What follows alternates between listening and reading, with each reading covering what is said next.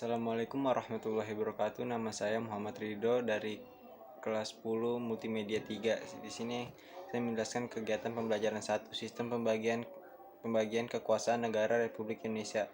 1. Macam-macam kekuasaan negara. Bahwa kekuasaan negara dapat dibagi menjadi tiga macam, yaitu sebagai berikut: kekuasaan legislatif, kekuasaan eksekutif, kekuasaan federatif. Tokoh lainnya berpendapat tentang kekuasaan negara, yaitu Montesquieu sebagai dikutip oleh Rianto nomor 26.273. Ia menyatakan sebagai berikut: kekuasaan legislatif yaitu kekuasaan untuk membuat atau membentuk undang-undang.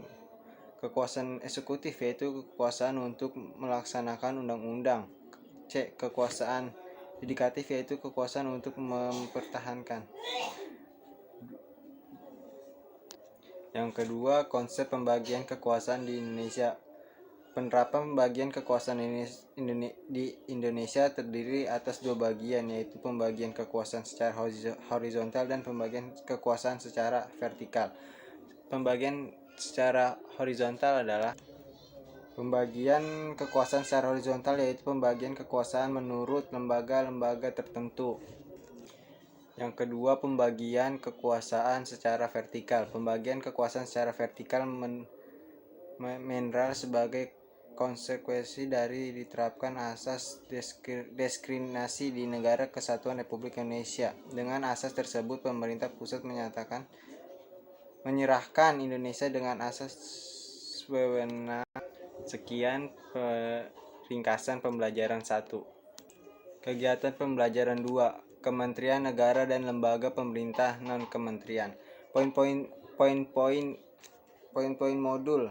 Presiden, kepala presiden atau kepala pemerintah. Bahwa menteri sebagai pembantu presiden dan presiden berhak memerintah menteri atau kumpulan menteri, yaitu kabinet. Kementerian ada 3 jenis, yaitu Kementerian Dalam Negeri, Kementerian Luar Negeri, Kementerian Pemerintahan. Lembaga pemerintah non-kementerian.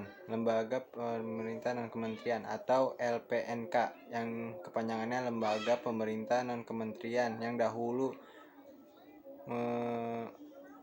dahulu namanya Lembaga Pemerintah Non-Departemen. Lembaga pemerintah non-pemerintah merupakan lembaga negara yang dibentuk oleh membantu presiden dalam melaksanakan tugas pemerintah tertentu. Dan LPNK diatur oleh Peraturan Presiden Republik Indonesia, yaitu Keputusan Presiden Republik Indonesia nomor 103 tahun 2001 tentang kependudukan, tugas, fungsi, kewenangan, susunan organisasi, dan tata kerja. Sekian dari saya. Wassalamualaikum warahmatullahi wabarakatuh.